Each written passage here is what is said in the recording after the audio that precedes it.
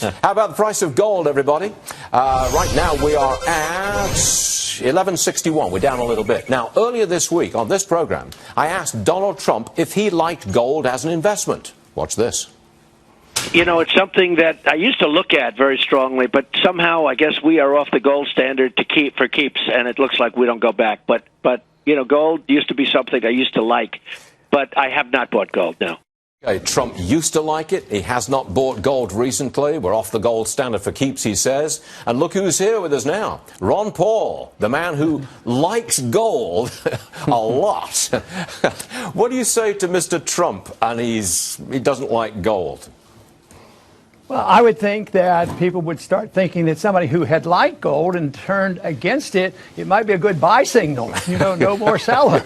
Right. So we'll wait and see. But you know, I don't think about these daily changes. I think about what happened in 1933 when, if you turned in an ounce of gold, you got 20 Federal Reserve notes that are worth 2 Federal Reserve notes now. If you kept your gold and turned it into today, you would get 1,170 Federal Reserve notes. That's what counts. So no, the gold standard hasn't ended. The people vote for gold all the time. Governments always destroy paper money, and we're on the verge of doing it again. We've got no inflation. I mean, the argument was, for most of my lifetime, the argument was, you buy gold when you know you've got inflation, and you buy gold when you've got a rotten international situation of people running for safety.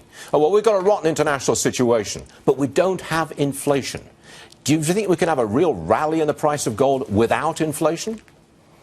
Absolutely, because I think it's not right to say there's no inflation, because if you adhere to Austrian economics, just increasing the money supply and the monetary base is inflation. What it does is sometimes it pushes up commodity prices and sometimes consumer price indices, which are rigged by the government. But at other times they go into the stock market. You just a few minutes ago reported horrendous inflation. Stock went up 300 yesterday, 200 today, and this is the whole purpose of central banking, is to rig the stock prices up and make people feel better. Okay, give me a time frame when I'm going to see either a collapse of the monetary system, paper money, and a sharp rise in the price of gold. Have you got a time frame, Ron?